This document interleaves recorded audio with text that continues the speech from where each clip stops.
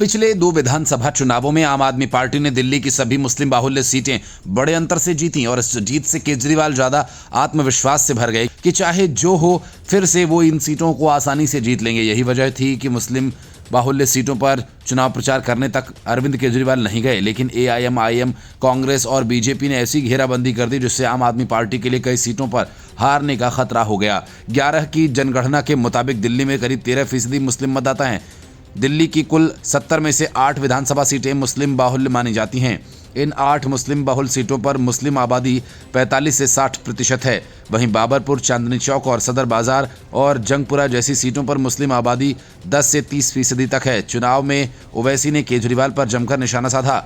विकास से लेकर वक्फ तक पर केजरीवाल को घेरने की कोशिश में रहे हैदराबादी भाईजान ओवैसी अपनी हर सभा में आवाम से केजरीवाल को लेकर सवाल पूछते, तंज कसते कि केजरीवाल ने 2020 में जीत के बाद मुस्लिम इलाकों का रुख नहीं किया। आम आदमी पार्टी ने दिल्ली की 5 सीटों पर मुस्लिम उम्मीदवार उतारे हैं। ओखला, बल्लीमारान, मटिया महल, सीलमपुर, मुस्तफाबाद सीट पर आम आदमी पार्टी के प्रत्याशी ताल ठोक रहे हैं। अरविंद केजरीवाल सितंबर में सीएम पद आतिशी को सौंपकर मिशन दिल्ली में लग गए थे। 4.5 महीने से लगातार दिल्ली के अलग अलग इलाकों में जाकर केजरीवाल आम आदमी पार्टी के पक्ष में सियासी माहौल बनाने की कवायद करते रहे, लेकिन मुस्लिम बाहुल्य इलाके से दूरी बनाए रखी। मुस्लिम इलाकों से केजरीवाल की ये बेरुखी वोटिंग में साइलेंट ही सही बड़ा मुद्दा बन गई। अब सवाल ये उठता है कि केजरीवाल ने मुस्लिम इलाकों में प्रचार क्यों नहीं किया। उन्होंने कहा अपने हैवीवेट मुस्लिम उम्मीदवारों पर जरूरत से ज्यादा भरोसा किया। क्या केजरीवाल को इस बात का भरोसा था कि सिर्फ पार्टी के नाम पर ही मुस्लिम बाहुल्य इलाकों में उन्हें 2015 और 2020 वाली कामयाबी हासिल हो जाएगी। 2015 और 2020 वाले चुनाव में दिल्ली की सभी मुस्लिम बाहुल्य सीटें आम आदमी पार्टी जीतने में कामयाब रही थी। क्या केजरीवाल की रणनीति कामयाब रहेगी या फिर दिल्ली चुनाव में ओवैसी की एंट्री और कांग्रेस की फिर से उभरने की कोशिशों के बीच मुस्लिम बाहुल्य इलाकों से दूरी आम आदमी पार्टी को महंगी पड़ जाएगी।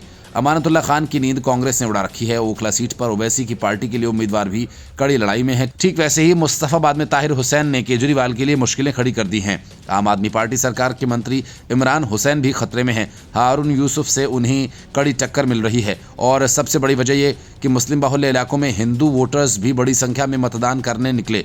माना जा रहा है कि इन सीटों में से बीजेपी 3 से 4 सीटें जीत सकती है, तो किसी को आश्चर्य नहीं होना चाहिए। कांग्रेस की उम्मीदें ओखला सीट पर टिकी हैं। अगर कांग्रेस नहीं जीत पाई तो ओखला में भी कमल खिल सकता है, लेकिन किसी भी सूरत में अमानतुल्लाह खान चुनाव नहीं जीतने जा रहे हैं। Bureau report, news of India.